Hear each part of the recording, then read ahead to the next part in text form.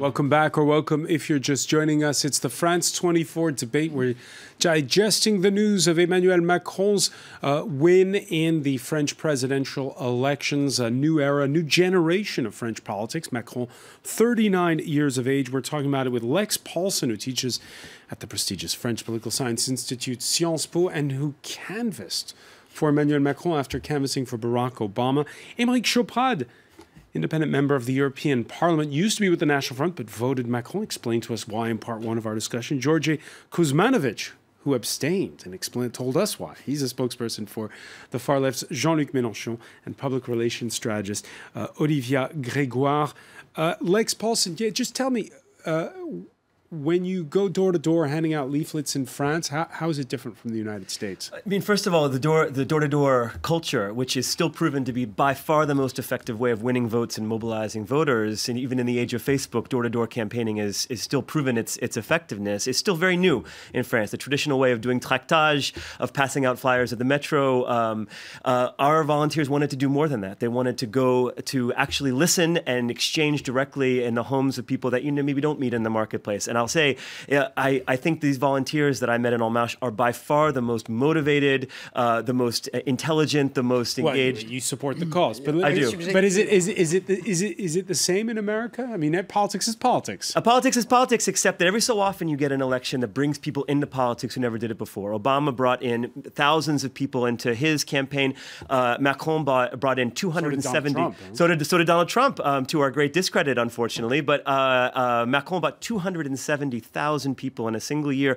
3/4 of them had never done politics before. Let me get your reaction, because we all thought after the campaign that happened in the U.S. that,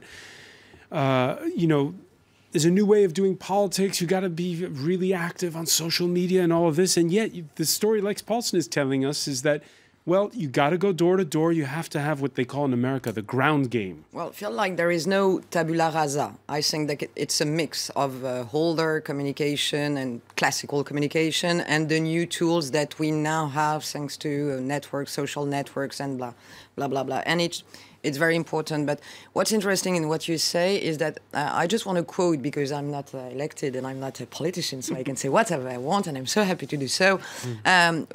One of the experts in politics, called Gilles Finkenstein, who drives the Jean Jaurès Foundation, explained that Emmanuel Macron was it was 2 months before, so it was not during this last days. He said Emmanuel Macron is positioning at the right moment, at the right place.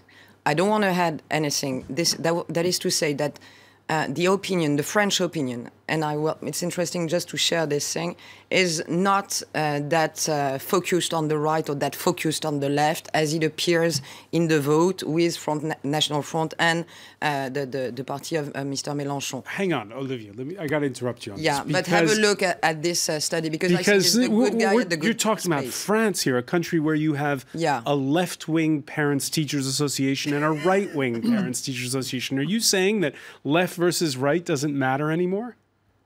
I think that things are moving, and I don't think that it doesn't mean anything anymore. I think that it means less than it used to mean before. You're here. Georgia, you're unconvinced. Not completely. Of course, you're a bit right. But also you have differences between people that are for the globalization and people that are more for sovereignty. And you have those two people on the left and the right. So these two things are crossing on each other, and it's not always easy to understand who is doing what for whom. But it's a question of vision, you're right. It's not a question of political positioning. It's a question of what do you want to drive the country? Do you want sovereignty, or do you want globalization? It's far more than do you want more taxes or less taxes. I think it's issues that are bigger than they used to be. It's about the project of society that we're going to share together in the coming years. And this will be a big problem for Mr. Macron in the next election. Why? Because, okay, I'll consider he's a product and is like fresh, young. Everybody forgot he was a Ministry of Economy of Mr. Hollande, but it looks like new, young. But all these candidates, it will be won't be understandable for the French citizens, because some of them are from the Républicains, some of them are from the Socialist Party, some of them are from the middle, and they're all dudes. Most of the candidates will make it as a communication thing, a list of people that will run for Macron, and I promise you, they are not new, and nobody will understand that from right, left, what's the program. This is going to be very difficult for Mr. Macron. I mean, I think that is a drastic oversimplification of our process of choosing candidates. I think that the idea of renouvellement, this is a change year, it's a change election, and we're bringing new people into politics and en masse. 270,000 people, 15,000 potential candidates. I think the old binaries of left and right and trying to tag people by their party affiliation, I think it doesn't hold up. This is a 20th century way of looking at politics. And Emmanuel Macron, like Barack Obama, gets his strength from being able to look past false oppositions, false choices. And the French people, frankly, have had enough of those false choices. I think one of the reasons of the success of Macron is the fact that he has a positive speech. I mean, more optimistic than the other candidates. We are talking every time about decline in France, and people don't want that anymore.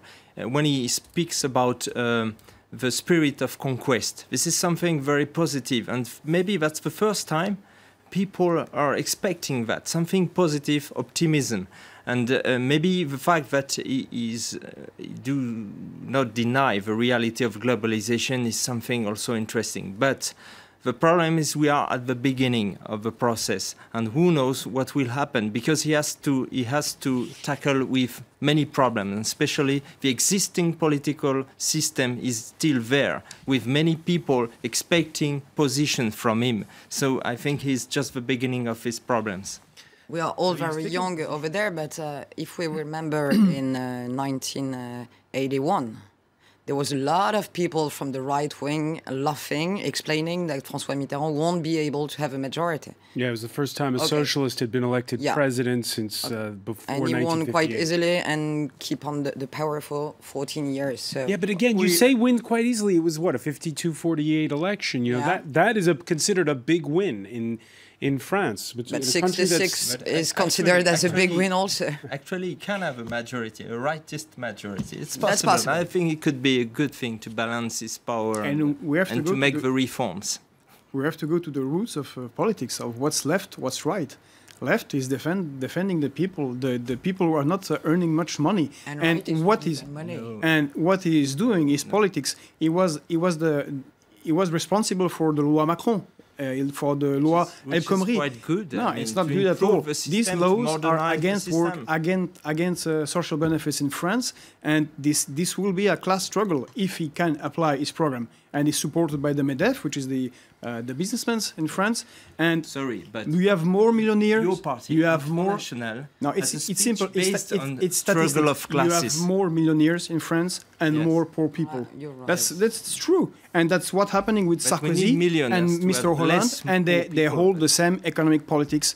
And he was Ministry of Economics. So it will be more of the same. I'm sorry to say, but I think we need to move beyond 19th century terms of political debate. Talking about class struggle in 2017 and the ultimate exchange of weapons between capital and work, I don't think it applies. El Khomri created new opportunities for lifelong learning and training. These are the kind of things that will help average everyday workers. Let's remember. I agree, but the question of perception is very important. If many people think that struggle of classes exist, that is the problem. So we have to convince them. But look at what's happened to the party membership, to traditional party membership in Europe over the last generation. It's going down and down because people are getting more educated, actually. And the fact that political parties were created at a certain moment in history to simplify people's choices. This is why we shouldn't overinterpret one election between two different candidates. We should actually talk up to the French electorate and not talk down to them and pretend that we can simplify their choices for them. It's a new age, it's a new alignment of political forces, and we should create new categories that embrace the moment. But you're teaching at Sciences Po.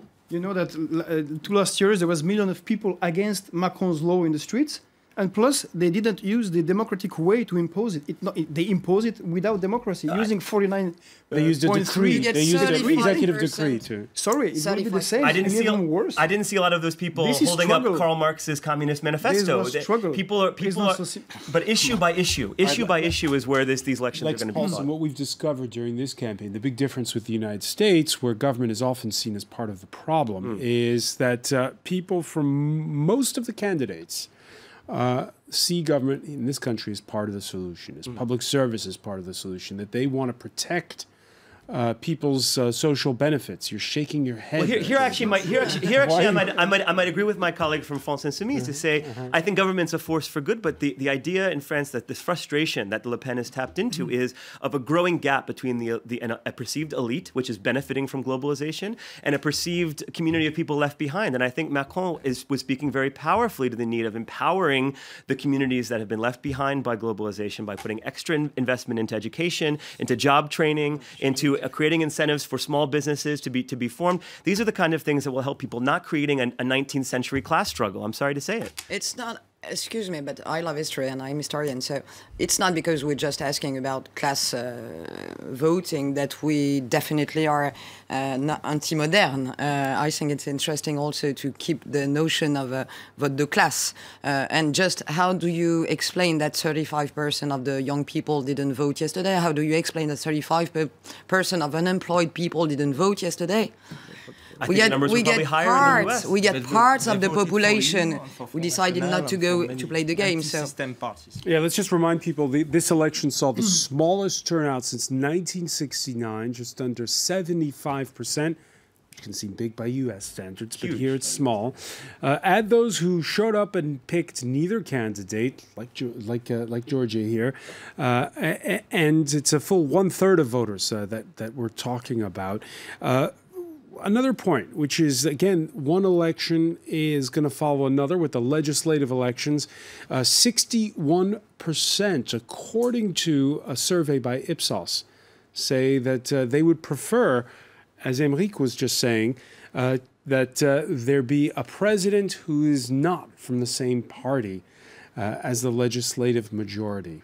Lex Paulsen, explain that to us. I mean, I think that there's a huge hunger for a new kind of political framework in this country, and the fact that En Marche doesn't fit into these categories of left or right was a major source of criticism against Emmanuel Macron. And we heard it again. You know that these candidates, where do they fit? And the fact is that French people are looking for new faces, not just the same old debates about employers versus employees, but actually new kinds of reforms. And I think that this will play out in a dialogue that will take place. It's not new elections. Faces. New faces are not only with En Marche, also in other countries. Thank goodness. The party of our friend. Thank goodness. The Republicans have new faces. Thank goodness. So thank there goodness. is a complete renewal. And the good news and thanks to Emmanuel Macron, there is a renewal of politics in France. And I think that's a good point. But for every party. Let's hope. Let's hope. Let's see about programs, if they're new.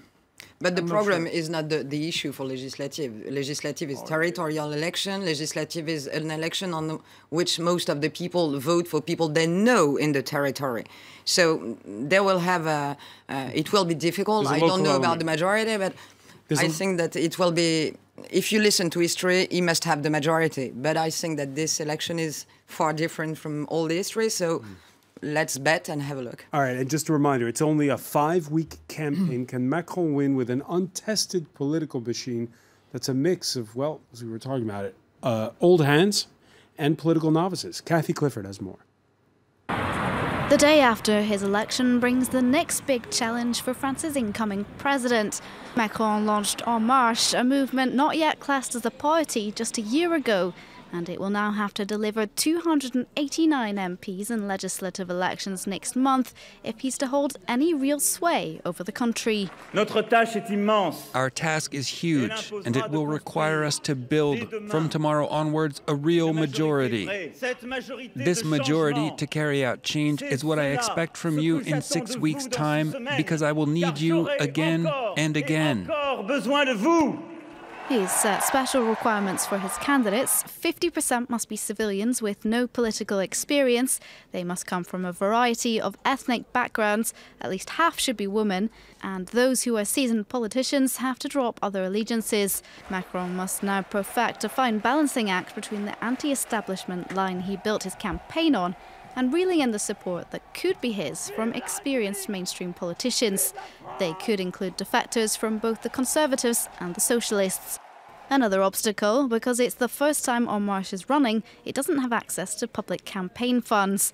However, though analysts say a majority in Parliament is an unlikely leap, one poll taken before Sunday's result found it could be close. Opinionway estimates the next Parliament would be dominated by En Marche and the Conservative Republican Party. All right, we're not quite out of time, but Émeric Choprat has to leave us early, so I want to thank you so much for being with us here on Thank you very much. in the France 24 debate.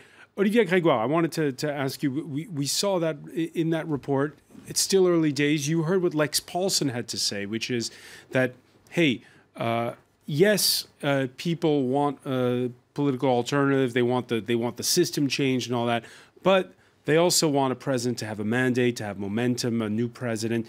They say, the French, that they don't want a majority for this new president, but do we know that that's how it's going to play out? First of all, let's be a little bit accurate. This poll of Ipsos was done before yesterday. Before the result was announced. It's important to underline because things should have changed. What I feel very weird, but it's interesting to have your point of view, is that French people went to vote yesterday. Around 57% of them vote against Marine Le Pen. This is Opinionway and Arist Interactive. And 43% of them went to support Emmanuel Macron. What is weird is how can we imagine that French people who have suffered for years now about La Loi El Khomri, about the mobilization in the street, about all the social struggle, how this population who was so aggressive with Manuel Valls because of the Article 49.3, le 49.3. Using that executive order to pass legislation. How can the opinion live the end of Emmanuel Macron like this just 5 weeks after having given him a power? Okay, I will understand that there is sometimes a question of balance, perhaps that French people want to have an En Marche president and a left or right-wing majority to balance this, but how can we imagine that people are going to vote for cohabitation, whereas major issues must be solved in the 2 coming years? There's a bit of schizophrenia, and I heard a lot of people say, no, listen, Georgia, you're shaking your head. We spoke to a lot of voters, and I heard several of them say this. I want reform, just not in my particular sector. Sure. But there was one thing that's true and is forgotten in most of the debate. We are under Lisbon Treaty. And these last 10 years, 80% of laws from France are just the conversion of European laws. And this president, as all the others that don't want to change this treaty, they are locked down. They can't do much because they have to obey. They are having to give back their budget to the European Union every year, who says it's okay or it's not okay. And the margin are very small for any of them. So I don't know what we will do. Go to legislative for les insoumis. Yes, but why? Because we want to have Mr. Mélenchon as a prime minister, and then if he's prime minister... And how the prime minister should move the treaty without the agreement of the president? The prime minister is running the politics of France completely. Yeah, but Europe is... And then we have cohabitation, and the president will stay at the Élysée and look at his nice garden. It's the president issue also. I think my French friends who points I agree with about the need to reform Europe, but I think maybe we're in danger of underestimating the sophistication of the average French voter. I think that we like to break them down into groups of you're here or you're there, you're voting for, you're voting against. Frankly, every voter has things they like about one candidate. Everyone's schizophrenic? We're all schizophrenic. I teach Aristotle in my rhetoric class. We all vote with logos and pathos. We all and I did this in our trainings. And ethos. And ethos and it's part of why we have to smile. But no, but I think this is a serious point that the French voters are willing in these legislative elections to vote for a candidate in front of them for their local circonscription, someone with an interesting life story, who has skills, who has capacities, and they're making very sophisticated calculus about, is this the person that I want to represent my area? How do I feel about Macron? How do I feel about Europe? And I think that it's going to be very dangerous to simplify the stakes. I think that these elections are going to require a lot of flexibility and a lot of nuance, which is fortunately something that France excels at. All right, Lex Paulson, thank you for being with the TV station that quotes Aristotle. And thanks to you. George Kuzmanovic, I want to thank you as well. Olivier Grégoire, please stay with us, though. Media Watch is next.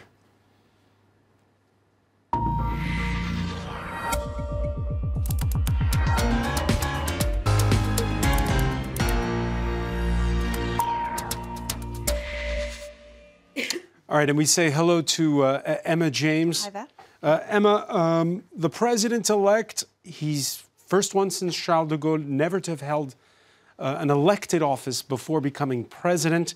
And it's still a bit of a learning curve for the 39-year-old Emmanuel Macron. Yes, he does seem to be on quite a steep learning curve, I think it's fair to say. He really got the first lesson in broadcasting last night, and that is that if there is a camera or a microphone around you, you have to act as though you are on air. It is the first rule of broadcasting. It's the first thing you're taught when you go to sort of broadcasting college, as it were. However, it could have been much worse. The Guardian has been reporting on this one. They've created a little video of what went out on air on multiple channels around the world, in France, in the United Kingdom, absolutely everywhere. It's called a Gordon Brown, right? Here he is preparing, having his makeup done. He has no idea that this is already going out live. He's working out how to use the prompter, he's having a little drink of water, has a little bit of a cough to himself, does a bit of practicing, and all this was going out on air. Now, a lot of the French channels came back because they realised what was happening, but in the United Kingdom, pretty much the whole thing was shown. Now, that video, interestingly, cuts out just at the best bit, and this happens a lot, I think, with English speakers. They haven't realised that the comedy gold was about to come next. Emmanuel Macron said, "If I go on all the channels saying this, I'll look smart," and breaks into a wide grin. And then look at his face when he realises what has gone wrong when somebody breaks the news to him. Now, one helpful Twitter user has compiled this. Take a look. Là, si je passe en ce moment sur toutes les chaînes en disant ça, j'aurais l'air intelligent. Vous n'avez pas ouvert le canal. Nous, on l'a ouvert, M. Macron, président. Hello, darkness, my old friend. I've come to talk with you again. It is very unfortunate. It could have been so much worse. I think he was being ironic when I said I'll look smart. I think it was kind of done in an ironic fashion. Exactly, yeah. And he actually came across as really rather sweet and slightly nervous. But as this Twitter user says, he really needs to handle his television appearances a little better in future. Looking elsewhere, some of the... well, Marine Le Pen, she was also caught on camera, although she knew full well exactly what was going on. And this was the Front National Commiseration Party. France 24 was there. It captured some images that we can show you now. And it shows the defeated candidate really not doing her best, basically not to look defeated at all. We should have the images with some sound. There we go, because the sound is all important. The sound is dancing to YMCA. Right. But have you ever seen anybody dance to YMCA without spelling out the letters? She's doing it old rock and roll style. It is slightly embarrassing because there do appear to be very, very few people here. But there was that conga line after the first one. Absolutely, yes. It always, all the Front National parties seem to end up looking like really bad weddings right at the tail end of the evening when everyone's feeling the worse for wear. Already there is a Twitter account which has been called @MarineDances2, where they have compiled the best of the videos of her doing odd things. This was her in the debate against Emmanuel Macron when people felt that she was doing some kind of strange dance. And then lots of other videos have appeared online of her at that party doing her best to look very happy with the fact that she had lost. It's very interesting. It's worth taking a look at this Twitter feed. I'm sure it's going to continue to grow as we go on. All right. Olivier Grégoire would agree with me. you know, when you're making that big speech on stage for the TV audiences, the sort of supporting cast, the people behind you, that matters a lot. It certainly does. And again, this appears to have been a little bit of an error. This hadn't been thought through. It appeared to be entirely unplanned. And as L'Express is reporting, who is the man in the hat behind Emmanuel Macron? Now, you may have noticed this gentleman yourself when you were watching the ceremony yesterday. This was during the national anthem. That's a shout out to Williamsburg, Brooklyn. That's indeed. And during La Marseillaise, moment of great sombre, moment of national unity, and this gentleman in his hat does seem to have rather stolen focus away from the president-elect and, of course, his wife, Brigitte. And the fact that he's managed to get right in between the two of them is really quite unfortunate. Lots of people noticed him, this person saying that, who is this distinguished gentleman in the hat behind the Macrons? And this Twitter user says, when you've planned an evening of football and pizza with your mates and suddenly you find yourselves next to the new president. Well, this Twitter user says the pizza delivery man with his hat has inserted himself into the family photo of the Macrons. And it's funny, all these mentions of pizza, because it turns out he is actually a pizza salesman in his hometown of Nantes when he's not campaigning for Emmanuel Macron. This one has him basically painted into the drawing instead of Emmanuel Macron. Bravo for the well-deserved victory. New star, says this man, with the hashtag bloke in a hat.